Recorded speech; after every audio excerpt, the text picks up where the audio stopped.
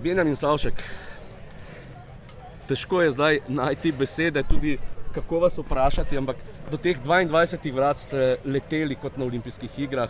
Potem pa že mi je Borut Javornik dejal, ta proga je bila res za desne.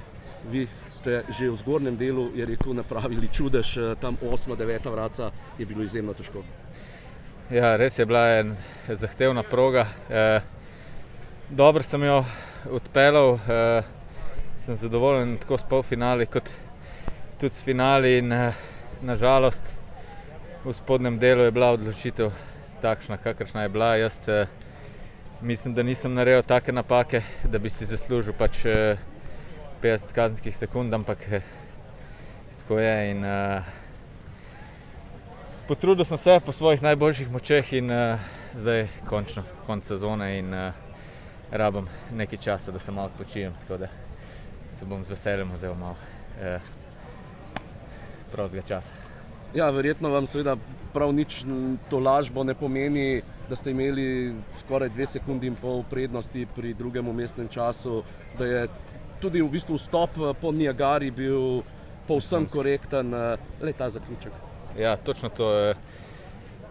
Šlo mi je tam do zadnjega dela vrhunsko, tam sem čutil, da mi res lepo teče in sem probal stisniti do konca, sam nažalost je tam zadnja kombinacija precej zahtevna, voda je precej hitra in je težko včasih odreagirati in nažalost se mi je tam zalomila vožnja in sem se potem do cilja nekako nisem več uspel prijeti v svoj ritem nazaj in me je to stalo boljše uvrstitve. Drugače pa sem zadovoljen, ja, da sem zdržal še ta drugi del sezone, da sem letos dobro pripravljen in da sem zadovoljen s svojimi vožnjami, no. Razen vseh pravim, manjši popravki bo treba še do cilja pač sestaviti vožnjo takšno. Benjamin, včeraj smo pač objokovali in se jezili na to video sobo, tudi vi ste zdaj v prvem momentu dejali, pa vendarle, mislim, da je ta šport vendarle pridobil s temi video zapisi, s pregledi, da je več poštenosti, po drugi strani pa morda tudi kakšna uvrstitev, kakšna jeza. Ja, jaz sem predvsem presenečen zaradi tega, ker ko sem v cilj prišel, sem imel pribitek 2 kazenskih sekund in so se tako sodniki na samih vratih odločili in sem se strinjal z njihovo odločitvijo.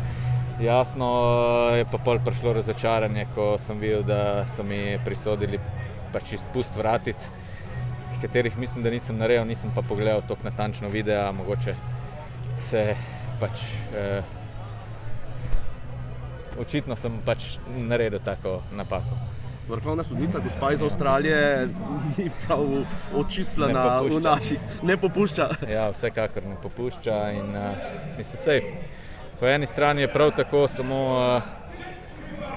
pač ja, škoda to, da ko sem prišel v cilj, sem imel pač manjšo kazen, potem pa so mi presodili toliko večjo.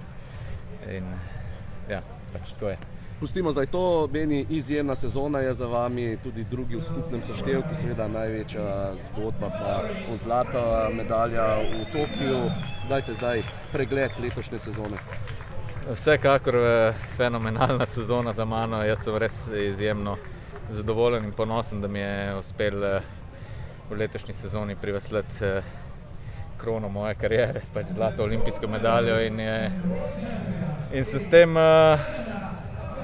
naredil si vrhunsko fenomenalno sezono in sem zadovoljen z sezono.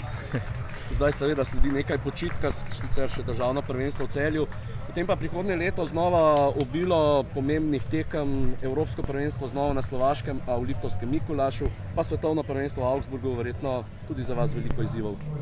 Vsekakor so naslednjo sezono že nove priložnosti, svetovno prvenstvo in evropsko prvenstvo in tekme za svetovni pokal, tako da bom si zdajle po sezoni vzel majčken premora, ki ga že dolgo nisem imel in se bom probal dobro spočiti, potem pa štartati v priprave na novo sezono in se že veselim pač naslednje sezone in novih tekmovanj.